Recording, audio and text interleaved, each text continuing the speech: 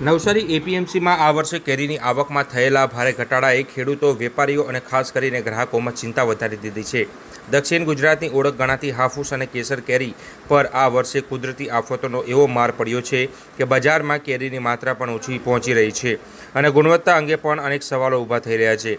Navsari એપીએમસીના secretary દર્શન દેસાઈએ હાલની પરિસ્થિતિ અંગે માહિતી આપતા જણાવ્યું હતું કે છેલ્લા 5 વર્ષમાં પહેલીવાર કેરીની આવકમાં એટલો મોટો ઘટાડો નોંધાયો છે કે અગાઉ જ્યાં માર્કેટમાં દર સિઝનમાં અંદાજિત 4 થી 5 લાખ મણ કેરી આવતી હતી, ત્યાં આ વર્ષે માંડ 1 લાખ મણ કેરી આવે તેવી શક્યતા દેખાઈ રહી છે. ફેબ્રુઆરી મહિનાથી શરૂ થયેલી અસહ્ય ગરમી, સતત વધતું તાપમાન વચ્ચે પડેલા માવઠા અને મિની વાવાઝોડાએ કેરીના પાકને ભારે નુકસાન પહોંચાડ્યું છે. અનેક વાડીઓમાં કેરી સમય પહેલાં ખરવા લાગી હતી, જ્યારે ઘણી જગ્યાએ પાકનો વિકાસ જ અટકી ગયો હતો, જેના કારણે ખેડૂતોને ઉત્પાદન ઓછું મળ્યું હતું અને જે કેરી તૈયાર થઈ છે તેની ગુણવત્તા પર પણ અસરગ્રસ્ત બની છે. ખેડૂતોનું કહેવું છે કે આખું વર્ષ કરેલી મહેનત છતાં હવે તેમને યોગ્ય ભાવ મળતા નથી. બીજી તરફ વેપારીઓ પણ નુકસાનના ડરથી વાડીઓ રાખવાનું ટાળી રહ્યા છે અથવા અધવચ્ચેથી સોદા રદ કરી રહ્યા છે. ત્યારે ફરિયાદને લઈને વાત કરવામાં આવે તો ગ્રાહકો જે પણ કેરી લઈ જઈ રહ્યા છે તેઓની સૌથી વધુ ફરિયાદ એ આવી રહી છે કે કેરી ઉપર સારી દેખાય છે, ફળ પણ મોટું દેખાય છે, પરંતુ અંદરથી જ્યારે તેને કાપવામાં આવે છે ત્યારે ખાડા પડી ગયેલા હોય તેવી પરિસ્થિતિ દેખાય છે, કારણ કે તે ભાગ દબાઈ ગયેલો હોય છે.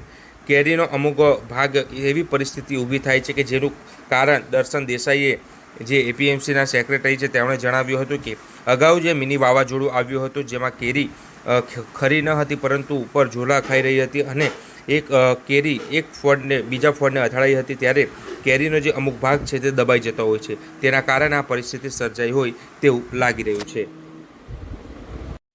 જી, હું દર્શન દેસાઈ, સેક્રેટરી એપીએમસી નવસારી. હાલ જે કેરી સિઝન ચાલી છે એમાં તમે જોઈ શકો છો કે કેરીની આવકમાં સતત ઘટાડો નોંધાઈ રહ્યો છે. છેલ્લા 5 વર્ષની આપણે વાતો કરીએ ને તો 5 વર્ષમાંથી અમારે ત્યાં એક વર્ષ એવું હતું કે 4 લાખ મણ કેરી આવી હતી, અને અત્યારે હાલની પરિસ્થિતિ જોઈએ સતત ઘટાડો થઈને માંડ આ વર્ષે લાખ મણ કેરી પણ આવે એવી શક્યતા દેખાઈ નથી રહી હાલની પરિસ્થિતિ જોતા. ને ભાવો પણ જે ખેડૂતોને મળવા જોઈએ પોષણક્ષમ ભાવો પણ નથી મળી રહ્યા. જે લોકો ખેડૂતો બિચારાઓ જે મહેનત કરે છે તે પ્રમાણે એમનો ખર્ચો પણ નથી નીકળી રહ્યો, એવી પરિસ્થિતિમાં કેરીની ખેતી આવી ગઈ.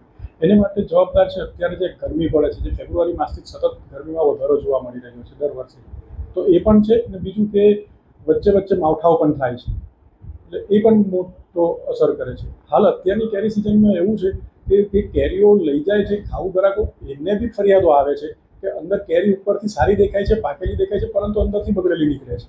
એ પણ એક મોટી ફરિયાદનો પ્રશ્ન છે અત્યારે.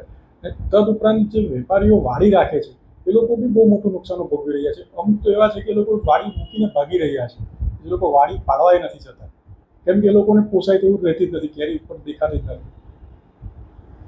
કેરી જે બગડેલી જે છે તે ફરિયાદ આવે છે, તો શું કારણ છે એ અત્યારે જે આપણું વાવાઝોડું જેવું નાનું મિની વાવાઝોડું જે આવ્યું હતું એને લીધે ઝાડ પર કેરીઓ એકબીજા જોડે અથડાઈ છે કે એની ડાળીઓ જોડે લાગી છે, એ ઉપરથી તમને બગડેલી નથી દેખાતી પણ અંદરથી એના ગોટલા પરથી બગડેલી નીકળે છે. એ ઘણી ફરિયાદો આવે છે અમારી પાસે.